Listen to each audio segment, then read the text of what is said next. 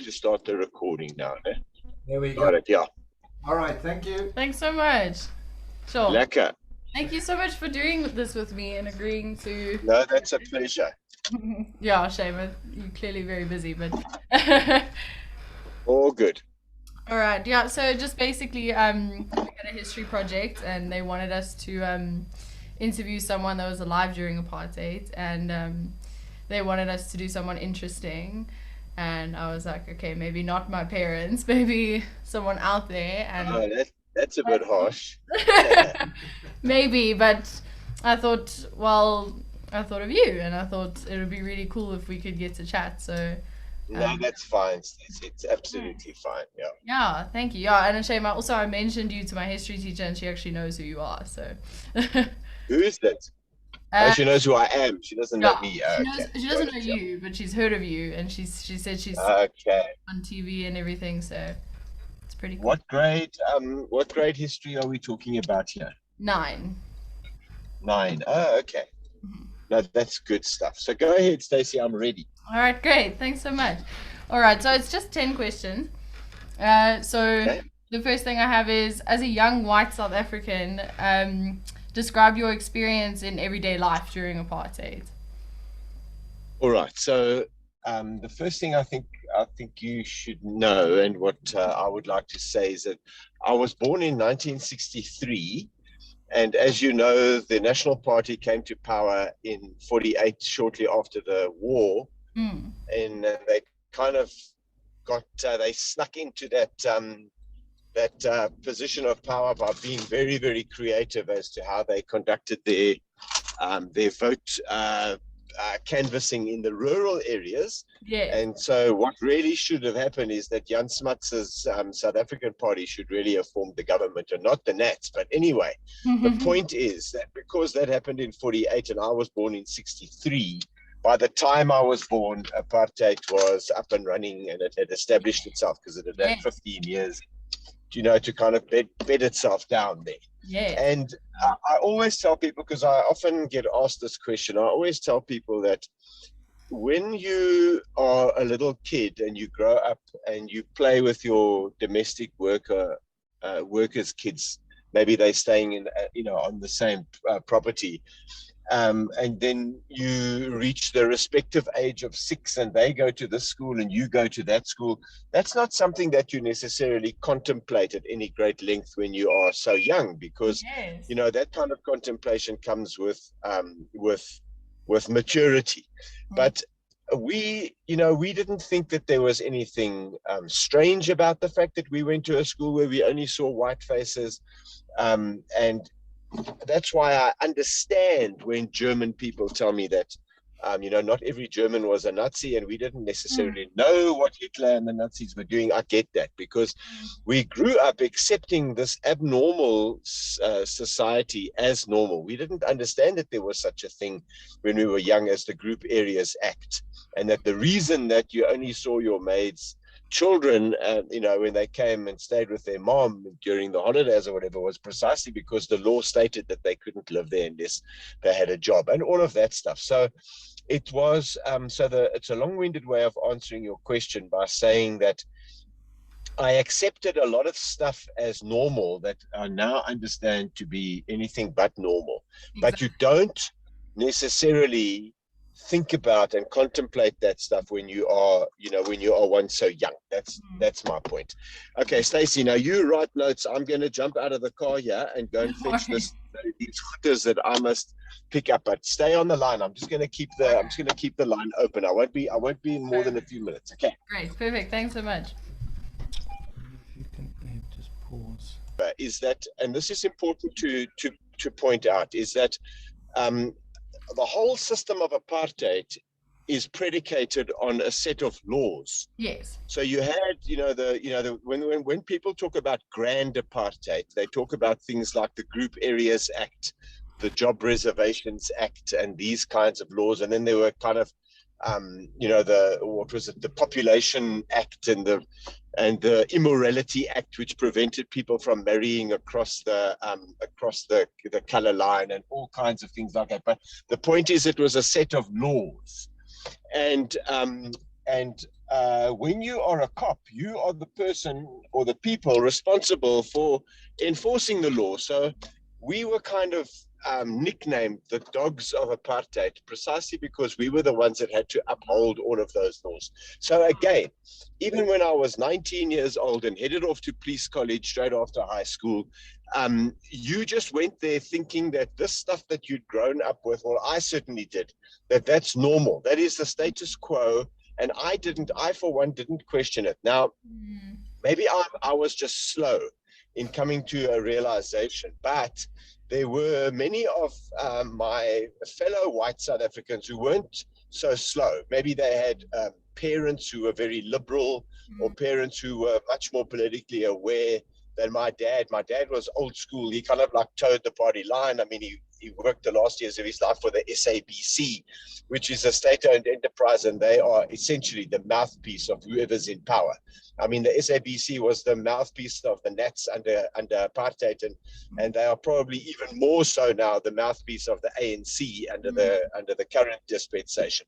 So you go to police college and you learn all these laws, and you're taught these laws as if that is normal, and more importantly, like it's going to be like that forever. There was no understanding that these laws were iniquitous, that they were unjust. We just considered anybody who thought like that to be disillusioned and confused. Sure. Yeah. All right. So, once you were a trained police officer, were you ever involved in any like township raids, or did you ever have to like check Black South African passports? Yes, very much so. So let me tell you a story. So at the police station where I was a young cop, which is Parkview Police Station, we had 4 shifts, and the shifts were kind of quite competitive: A, B, C, and D, Alpha, Bravo, Charlie, and Delta shift. And the station commander would put up 1 or 2 extra rest days a month for that shift, which has the highest number of arrests for the month, because that's a good way to motivate the guys not to, just sit in the police van drinking coffee and, smelling one another's body odor, but rather to actually get out and do some legitimate police work.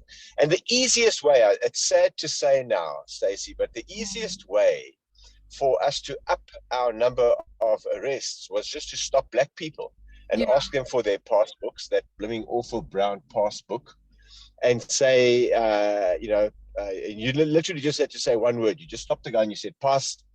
And then the guy would produce this book and you would page to it. And if he had a job in a so-called white area, then his employer would have to sign in that passport that so-and-so is employed. So in other words, he is permitted to be in a white area, even though he's a non-white.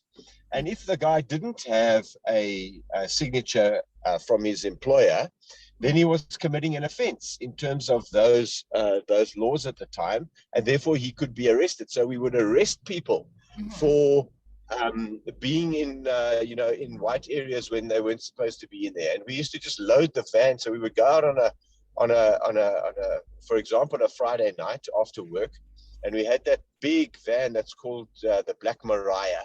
And you just loaded up people, put them in there, put them in the police cells for the weekend, and then took them to what was called the Bantu administration courts on the Monday morning. So you had the normal magistrates courts, and then you had specific Bantu administration or Bantu affairs courts that only sat on such matters. And the guy would get something like 30 Rand or 30 days imprisonment. I mean, 30 Rand was a lot of money at the time.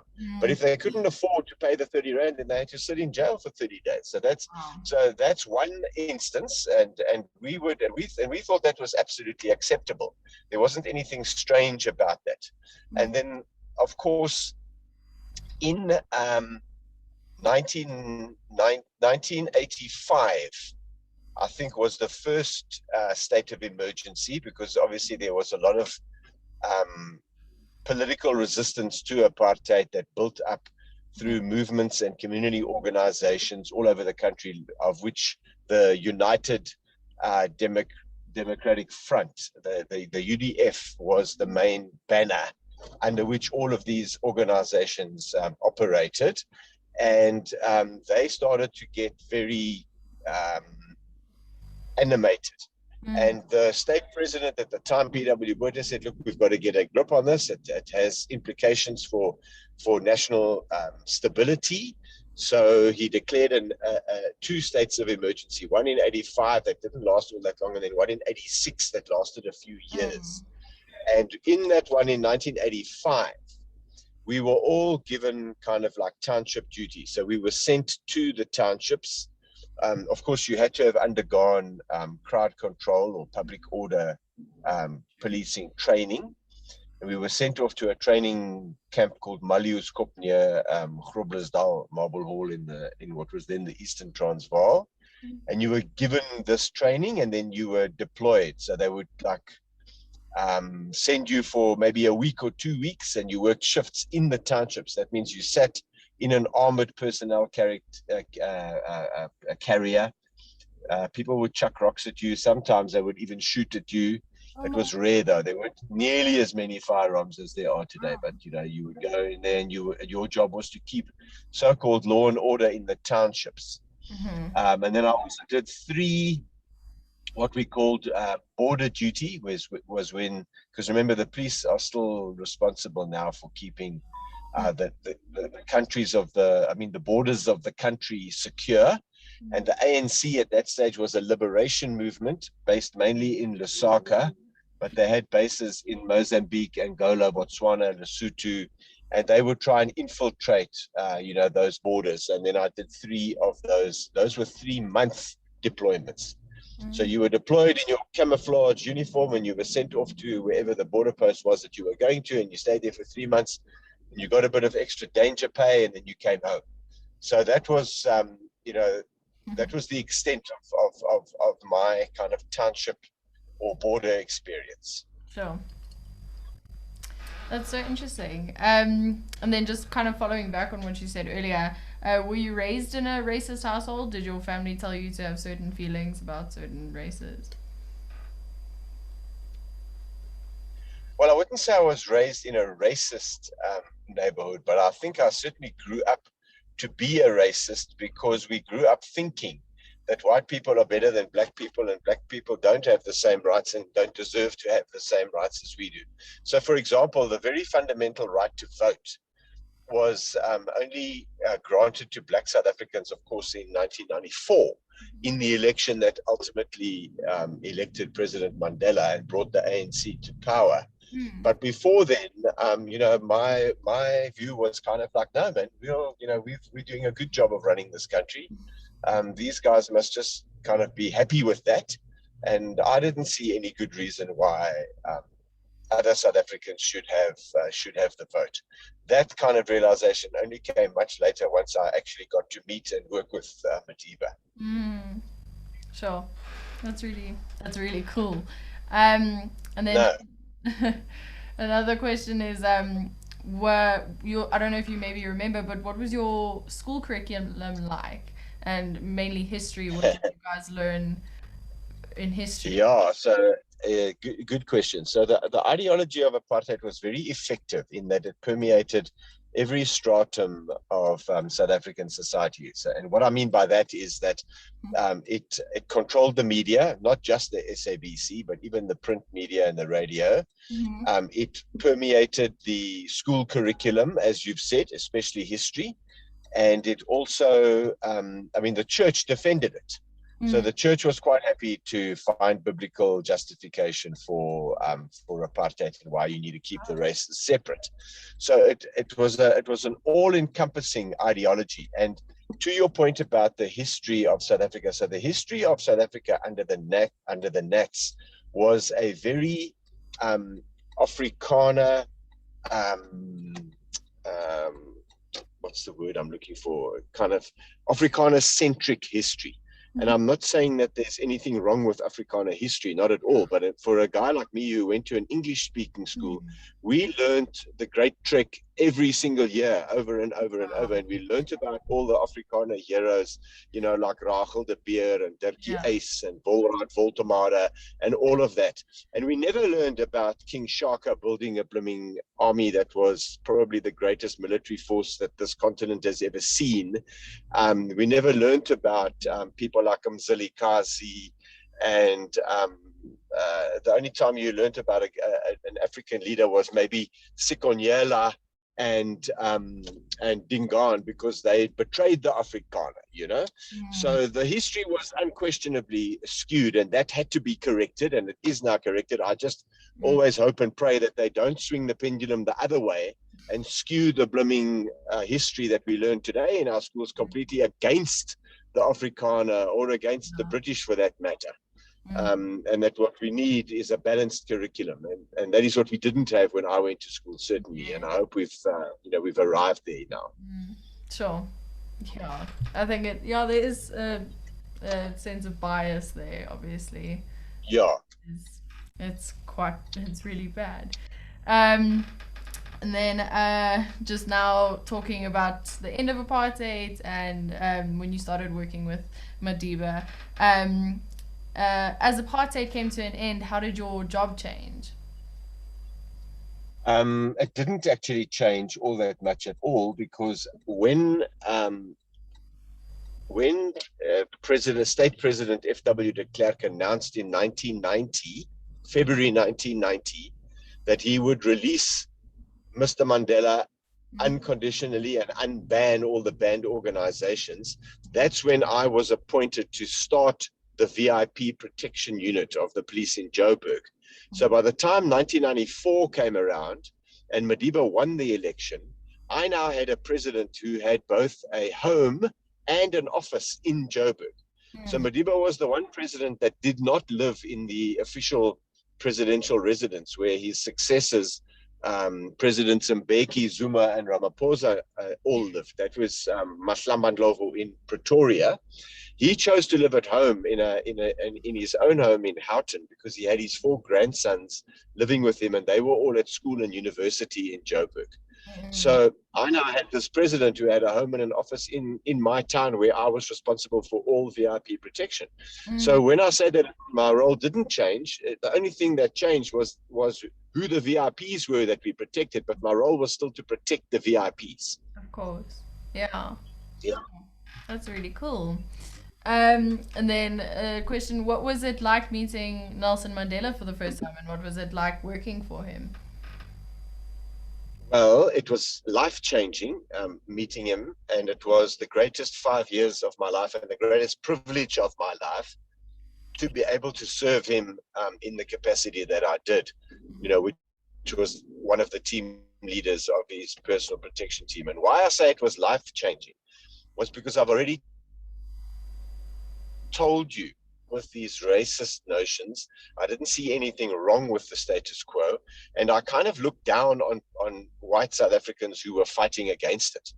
And then I met Madiba on the day that he became our president, on Inauguration Day, the 10th of May 1994. He went to a match at Ellis Park. So I just did what I would have done if F.W. de Klerk had been rugby match at Ellis Park. And we took the sniffer dogs and we went through the president's suite and we made sure everything was okay. And then we awaited him. He flew by helicopter from the Union Buildings in Pretoria, where he had just sworn in before the Chief Justice as our first president. And he came to attend the soccer match where South Africa was playing the reigning African champions, Zambia. And that has now unsurprisingly become an annual fixture known as the Nelson Mandela Inauguration Challenge, a fixture in which we played the greatest teams in the world. We've played Brazil and Spain and Argentina and Nigeria and Zambia, and you name it. We played all the top teams in that fixture.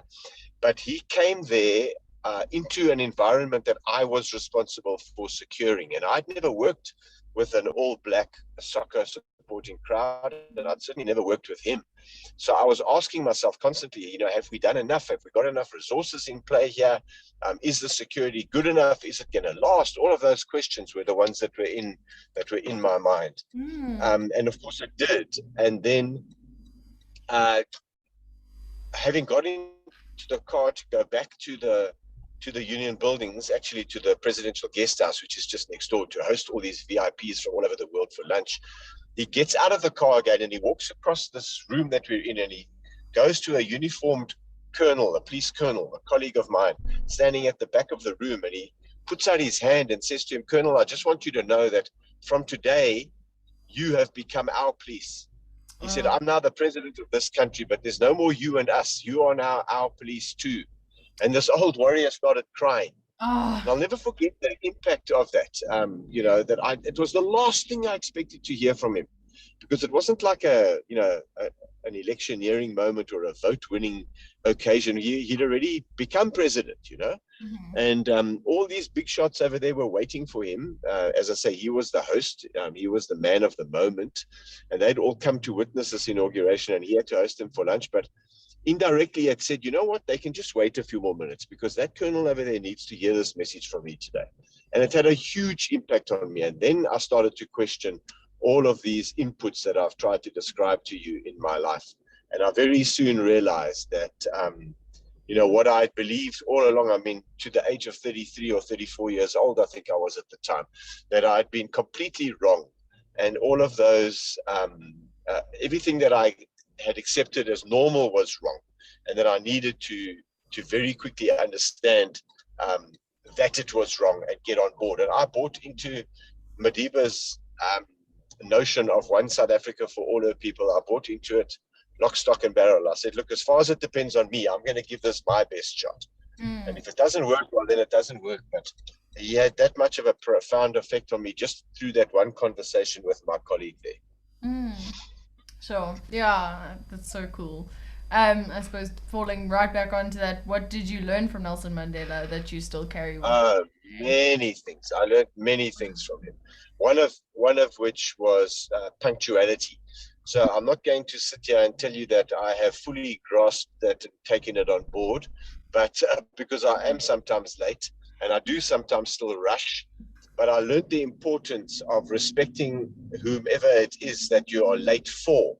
It's a kind of an insult to somebody when you don't consider their time as important as your time. So you think, ah, they can just wait there. If I'm a bit late, so what?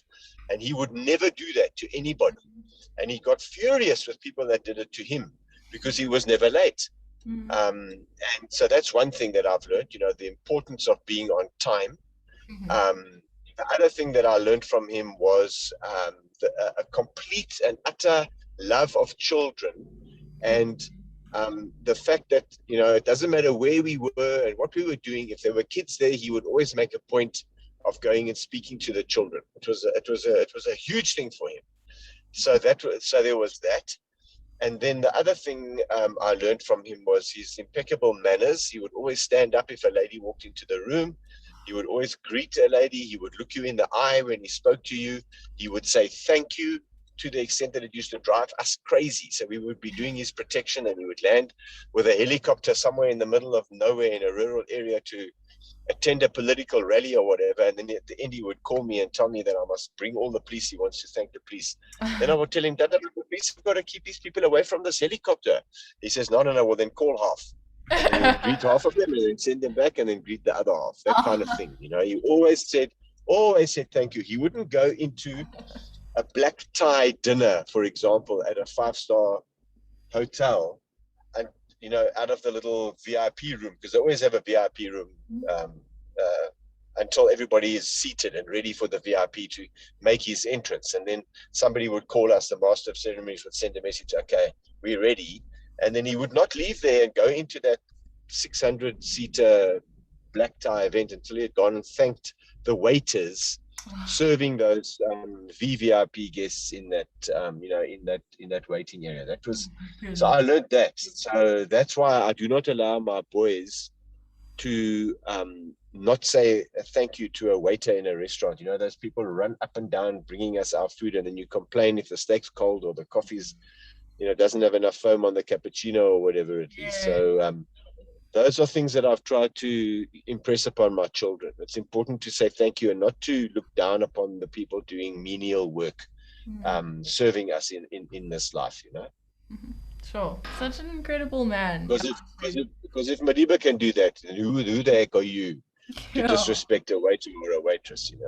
Yeah. Exactly. Yeah, shame. He came to our school a few years ago because our school's been around for years, and apparently he came to our school, and the teachers that are still there say that he was incredible. He was so sweet and just really For sure. shame. Yeah, that's amazing.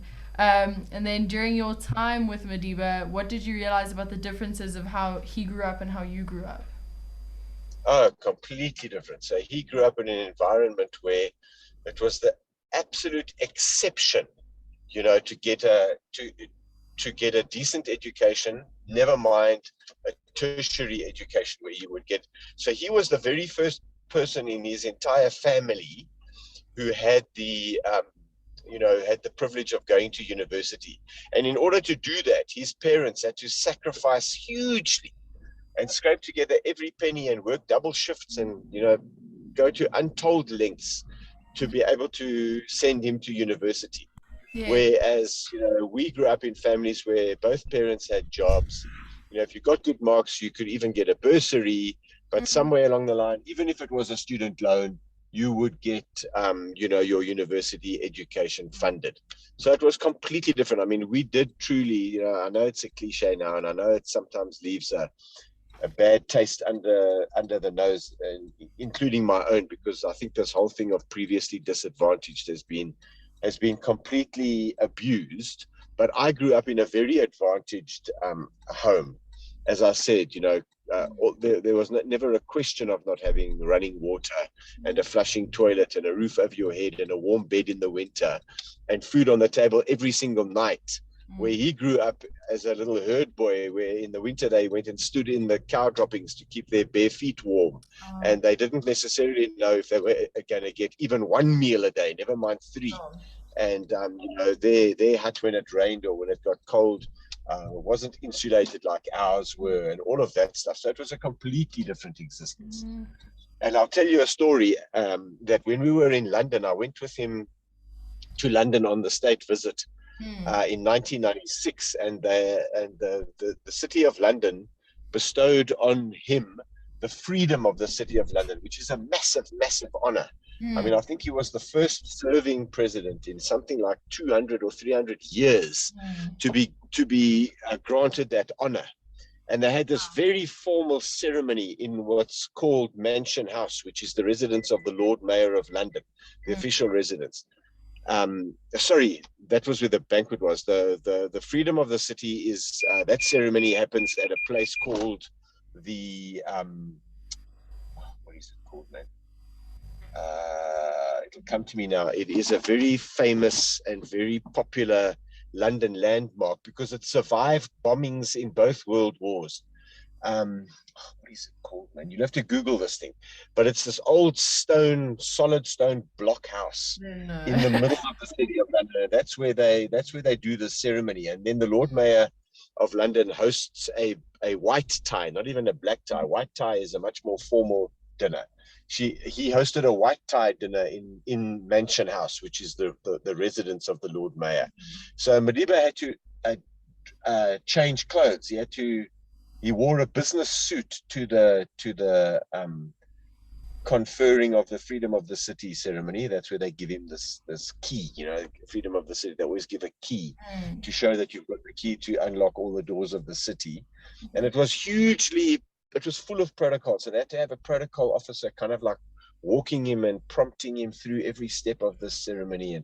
And I could see that this old man was like, he didn't understand this stuff. And then we went back to the Lord Mayor's residence, as I say, Mansion House. And I'm now helping him change his suit.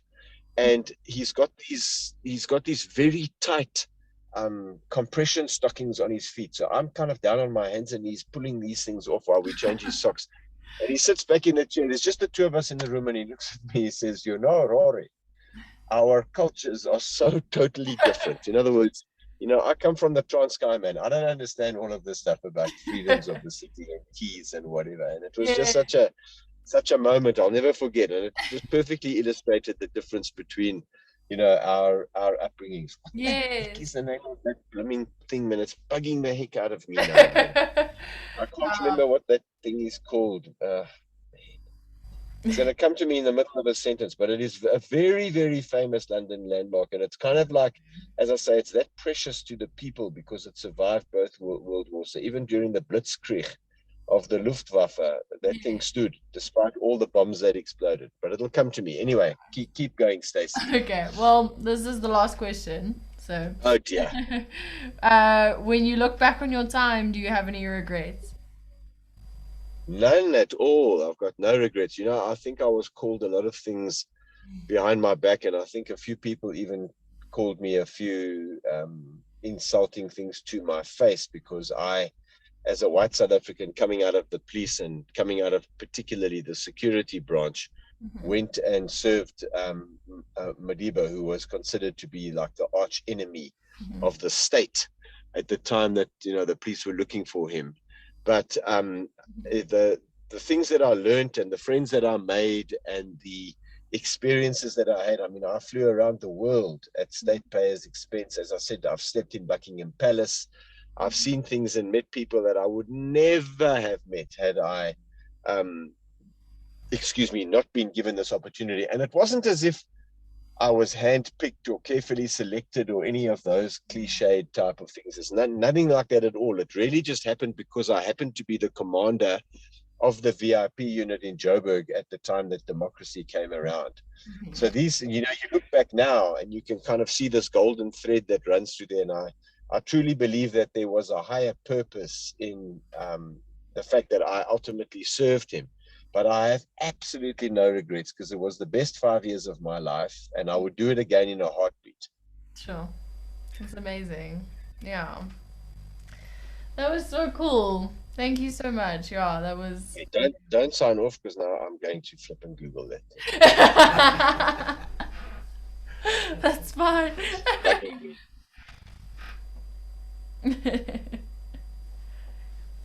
How can I forget the flipping name of this place? It's so famous, man. Was it like in Trafalgar Square or whereabouts? No. So what you must remember is that the city of London is actually only 1 square mile, and it's right in the financial district. That is called the City of London. The City of London has its own police service. That is not the London Metropolitan Police Service. Hold on.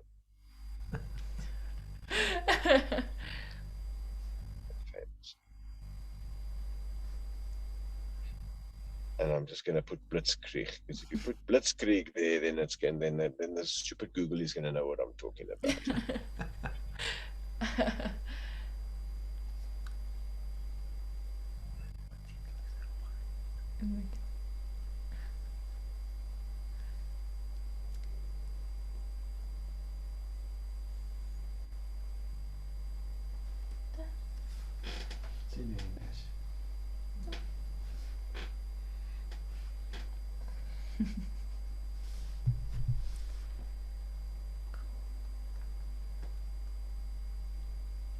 Okay, yeah, we're going to find it now. Which London landmark survived both world wars?